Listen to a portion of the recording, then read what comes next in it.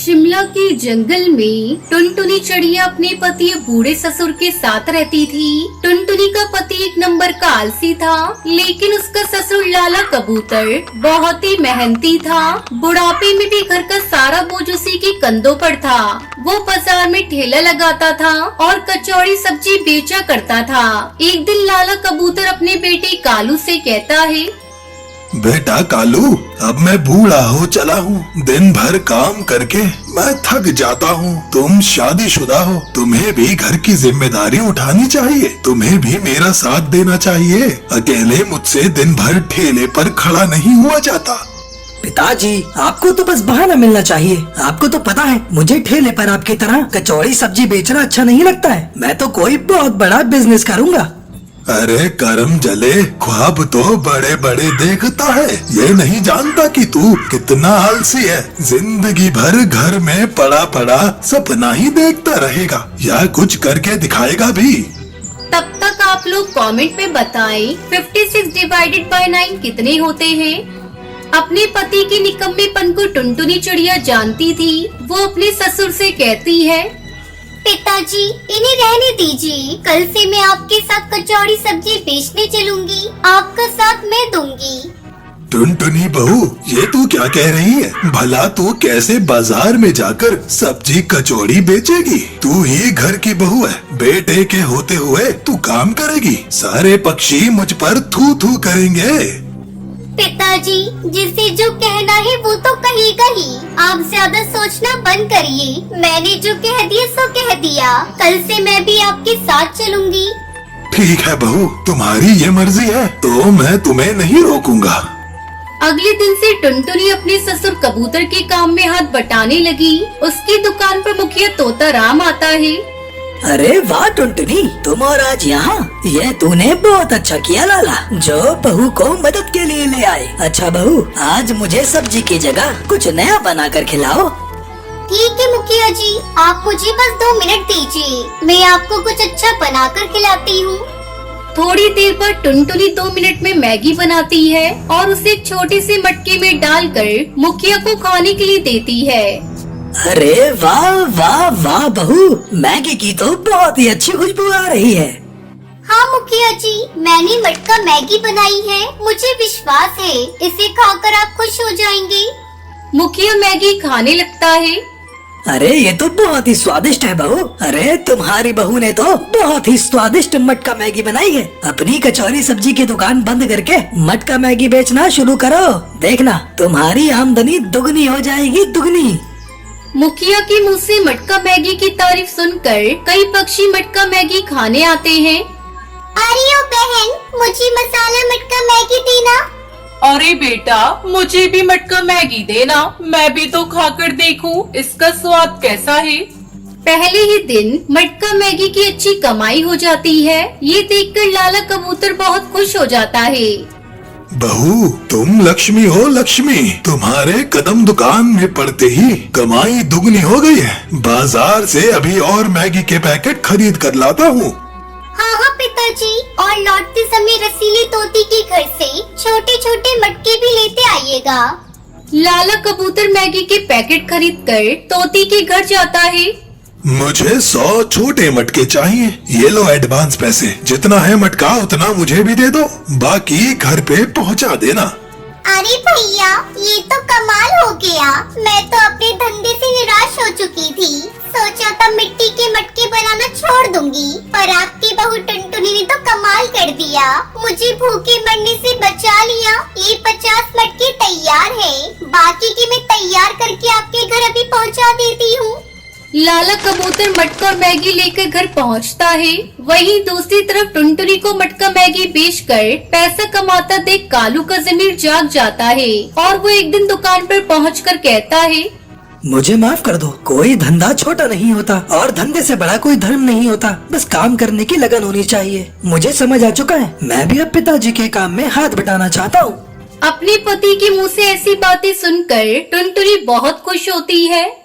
ये तो बहुत अच्छी बात है जी। हमारी मटका मैगी की डिमांड दिनों दिन बढ़ती जा रही है। हमें कुछ पक्षियों की आवश्यकता है।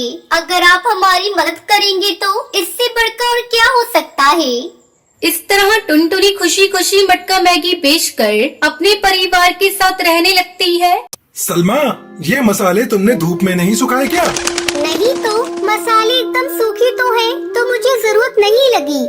नहीं सलमा, मैंने तुम्हें कितनी बार समझाया है, मेरे लाए हुए मसालों को थोड़ी देर धूप में रख दिया करो, इससे इनकी खुशबू और स्वाद दोनों बढ़ जाते हैं। तुम्हें पता है ना, अगर मेरे बनाए पिज्जा अच्छे नहीं बने तो?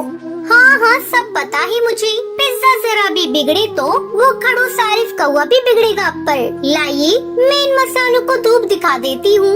और सुनो, तुम इतने गुस्से में मत रहा करो, हंसती हो तो ज्यादा अच्छी लगती हो। रहने दो जी, आपको मेरी हंसी की परवाह होती तो इस वक्त हम अलीगढ़ के जंगलों में होते। सलमा, काम से छुट्टी नहीं मिली तो मैं क्या करूं, तुम ही बताओ। कुछ मत करो, आप उस आरिफ की जी हुजूरी ही करो। बस मैंने सोच लिया है, अगली बार जब मेरे मायके में कुछ होगा ना, तो मैं बच्चों के साथ अकेली ही चली जाऊंगी, आपके भरोसे नहीं बैठूंगी। अच्छा ठीक है, चली जाना, मैं तुम्हें रोकूंगा नहीं। बस अब तो खुश हो जाओ। अच्छा ये बताओ, शाम को क्या लेकर आऊँ तुम्हारे लिए? अगर वो आरिफ को वो मुँह न बिगाड़े तो थोड़े से पिज्जा लेते आना, बच्चों का भी बहुत दिनों से मन है। अच्छा ठीक है, लेता आऊंगा, अगर तुम एक बार मुस्कुरा दो तो। आप जाते क्यों नहीं? देर नहीं हो रही आपको? अरे हाँ, मैं तो भूल ही गया था बिल्कुल, मुझे तो काम पर जाना था भाई। अब्दुल कबूतर और सलमा चिड़िया की निकाह को 1 साल हो चुका था और उनका एक बच्चा भी था, रिजवान। अब्दुल कबूतर शहर के एक छोटे से ढाबे में काम करता था। उसके हाथों में गजब का स्वाद था, खास तौर पर उसके हाथों से बने पिज्जा उस ढाबे की पहचान थे। शाम होते ही ढाबे के सामने पक्षियों की भीड़ जमा हो जाती थी और सभी की एक ही फरमाइश होती थी। अरे भाई, 5 एक्स्ट्रा चीज पिज्जा, जल्दी से, एकदम गरम गरम चाहिए। भाई हाँ हाँ, गरम ही मिलेंगे, पर जल्दी नहीं हो पाएगा, थोड़ा तो वक्त लगेगा भाई, पहले से ही बहुत भीड़ है और सबको पिज्जा ही चाहिए। अच्छा तो फिर रहने दो, हमें देर हो रही है, हम कुछ और खा लेंगे। अरे नहीं यार, क्या बात कर रहा है, खाएंगे तो पिज्जा ही, यहाँ बेहद ही अच्छे पिज्जा मिलते हैं, पता है? वो नहीं खाया तो समझ ले, तेरा इस जंगल में आना बेकार ही था। पर मूवी के लिए भी तो जाना है ना, और यहाँ तो टाइम लगने वाला है। मूवी छूटती है तो छूट जाए, पर पिज्जा नहीं छूटना चाहिए। अब भाईजान, आप ये पैसे रखो, हम इंतजार कर लेंगे। ये अब्दुल कबूतर के हाथों का स्वाद ही था कि शहर के बड़े और नामी होटलों को छोड़कर पक्षी सिर्फ उसी के हाथों से बने पिज्जा खाने आया करते थे। लेकिन इसके बावजूद ढाबे के मालिक आरिफ कौवे को अब्दुल की बिल्कुल कदर नहीं थी। ए अब्दुल, इतना वक्त क्यों लग रहा है तुझे? बाहर पक्षियों के खड़े होने तक की जगह नहीं है। बस अभी लाया वो भाईजान, ये सिगड़ी थोड़ी टूट गई है, जिसकी वजह से काफी आंच बाहर आ रही है। हाँ तो तू जल रहा है क्या? फालतू के बहाने मत बना और फटाफट पिज्जा बना कर ला, सिगड़ी अभी खूब चलेगी, मुझे ये बिल्कुल ठीक दिख रही है। आरिफ कौवा हमेशा अब्दुल कबूतर से ऐसे ही बात किया करता था। असल में अब्दुल से पहले उसके अब्बू आरिफ के ढाबे पर काम किया करते थे। अपने आखिरी वक्त में जब वो बीमार पड़े तो आरिफ ने ही उनके इलाज के लिए अब्दुल कबूतर को कुछ पैसे उधार दिए थे। हालांकि उन पैसों को खर्च करके भी अब्दुल अपने अब्बू को नहीं बचा सका और उसकी माली हालत भी ऐसी नहीं थी कि वो आरिफ का उधार चुका सके, तो बस इसलिए वो मजबूर था।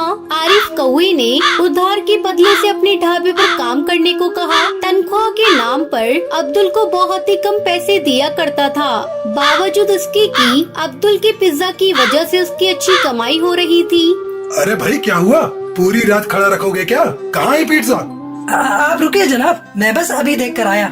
गुस्से से तिल मिलाया आरिफ सेठ एक बार फिर ढाबे के पीछे बनी रसोई में अब्दुल कबूतर को हड़काने पहुंचा, लेकिन रसोई का नजारा देखकर उसके होश ही उड़ गए। अब्दुल जमीन पर बेहोश पड़ा था। असल में पिज्जा जिस सिगड़ी पर सिक रहा था वो टूटकर बिखर चुकी थी और जलते हुए कोयले अब्दुल के ऊपर आ गिरे थे। अब्दुल कबूतर बुरी तरह जल गया था। ये क्या कर दिया? काम का वक्त है और इसी वक्त तुम्हें ये सब करना था? भाईजान, अब्दुल भाई बेहोश हैं, ये बुरी तरह जल गए हैं। हाँ हाँ दिख रहा है मुझे। उफ, अब इसका इलाज भी मुझे ही कराना होगा। क्या मुसीबत है यार। आरिफ ने अब्दुल को पास के ही सरकारी अस्पताल में भर्ती करवा दिया, लेकिन वो इतनी बुरी तरह से जल चुका था कि उसे बचाया नहीं जा सका और उसकी मौत हो गई। अब्दुल के इस तरह चले जाने से सलमा चिड़िया की पूरी दुनिया ही उजड़ गई, लेकिन वो हिम्मत नहीं हार सकती थी क्योंकि अब भी वो अकेली नहीं थी। अल्लाह पर भरोसा रख सलमा, वो सबका निगहबान है। और तू एक काम क्यों नहीं करती? तू अलीगढ़ के जंगल चली जा। यहाँ बच्चों के साथ अकेली कैसे रहेगी तू? नहीं बाजी, निकाह के बाद मायका बस कभी कभी जाने के लिए ही होता है और अम्मी अब्बू पर मैं बोझ बनकर कब तक जी सकूंगी? अपने बच्चों की खातिर अब मुझे खुद ही कुछ करना होगा। बिल्कुल सही कहा तुमने बहन, तुम्हें किसी पर बोझ बनने की जरूरत नहीं है जब तक तुम्हारा ये भाई जिंदा है। आप यहाँ? बहन, अब्दुल के साथ जो हादसा हुआ उसका मुझे बेहद अफसोस है, लेकिन मैं ये भी जानता हूँ कि फिलहाल मुझे क्या करना चाहिए। अब तुम फिक्र मत करो, तुम्हें काम चाहिए ना तो मैं दूंगा तुम्हें काम। अब से तुम मेरे ढाबे के लिए पिज्जा बनाओगी। लेकिन मुझे तो पिज्जा बनाने आते ही नहीं, उन्हें तो हमेशा यही बनाते थे।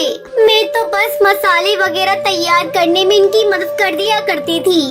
मत भूलो कि अल्लाह ने औरतों के हाथों को खास नियमत से नवाजा है और तुम तो अब्दुल की बीवी हो। मुझे भरोसा है कोशिश करोगी तो जरूर अब्दुल से भी बेहतर पिज्जा बना सकोगी।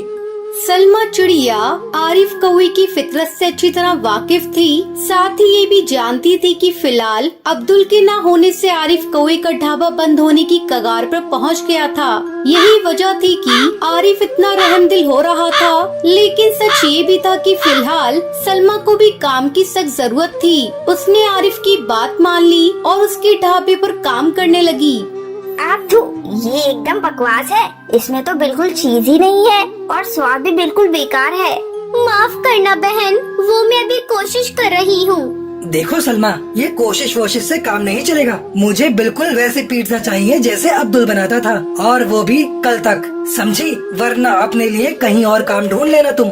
ये मेरा ढाबा है, कोई खैरात खाना नहीं जो मुफ्त की तनख्वाह बांटता रहूं।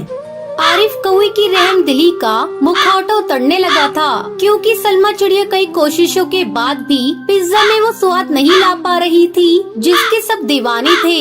अब्दुल कबूतर ने एक दो बार घर पर उसके सामने पिज्जा बनाए थे, इसलिए वो जानती थी, लेकिन ना जाने क्यों कहीं कुछ तो कमी थी। अम्मी, ये मसाले इन्हें बाहर धूप में रख दो क्या? अब्बा वो हर बार ऐसे ही करने को कहते थे ना। अरे हाँ, वो ऐसा ही करते थे और कहते भी थे मसालों को धूप दिखाने से स्वाद और खुशबू दोनों आते हैं। सलमा चिड़िया की परेशानी का हल बस इतना सा ही था। उसने पिज्जा में डाले जाने वाले सभी मसालों को अच्छे से धूप में सुखाए और फिर पिज्जा बनाए। इस बार सब बढ़िया रहा और आखिरकार सलमा ने अब्दुल कबूतर जैसा पिज्जा बना ही लिया। आरिफ का ढाबा एक बार चल निकला। कुछ ही दिनों में पहले की तरह भीड़ जमा होने लगी, लेकिन फिर भी अब सब कुछ पहले जैसा नहीं था। भाईजान, रसोई बहुत छोटी है, एक खिड़की भी नहीं है जहाँ से धुआं निकल सके, और ये सिगड़ी भी थोड़ी बड़ी होनी चाहिए ताकि कम समय में ज्यादा पिज्जा बन सके। और हाँ, एक बात और मुझे लगता है कि मेरे काम और मेरी मेहनत के हिसाब से मेरी तनख्वाह भी बहुत कम है। क्या? एक मिनट, तेरा दिमाग तो ठीक है ना सलमा? है? तुझे पता भी है तू किसके सामने इतना मुंह चला रही है? लगता है अब्दुल ने तुझे कभी मेरे मिजाज के बारे में नहीं बताया। देख, मेरी बात सुन, जो है जैसा है सब कुछ वैसा ही रहेगा। तुझे काम करना है तो कर, वरना मैं कहीं और काम देख लूं। वैसे मुझे भी अब यही सही लगता है। आप मेरा हिसाब कर दीजिए और अपने लिए कोई नया खानसामा भी ढूंढ लीजिए। तेरी इतनी हिम्मत? भूल गई? मैंने ही तुझ पर तरस खाकर तुझे काम दिया और तू मेरा काम छोड़ने की बात कर रही है। मत भूल कि तेरे खानदान पर कर्जा है मेरा, और इसलिए तुझे भी अब्दुल की तरह मेरे यहाँ पर काम करते रहना होगा, और वो भी मेरी शर्तों पर, समझी? नहीं, अब समझना मुझे नहीं बल्कि तुम्हें होगा। मेरे शौहर बहुत सीधे कबूतर थे और इसलिए तुम उनका फायदा उठाते रहे, और मुझे यहाँ आकर ही पता चला कि असल में तुम्हें उनकी मौत के जिम्मेदार हो। तुमने वो टूटी सिगड़ी सही वक्त पर बदलवा दी होती तो मेरे शौहर आज जिंदा होते। तो बात ये है कि तुम्हारा कर्जा तो गया भाड़ में। अगर सीधी तरह से मेरे बकाई पैसे मुझे नहीं दिए तो मैं यहाँ से सीधे पुलिस के पास जाऊंगी, समझे? सलमा चिड़िया के तेवर भी अलग थे और हालात भी। असल में उसने पहले से ही सब सोच रखा था। अब्दुल ने हमेशा खुद को आरिफ के एहसानों तले दबाए रखा, लेकिन सलमा वो अब आजाद थी। उसे बहुत कुछ करना था। सलमा अपना एक ढाबा खोल लेती है और अपना जीवन खुशी खुशी जीने लगती है।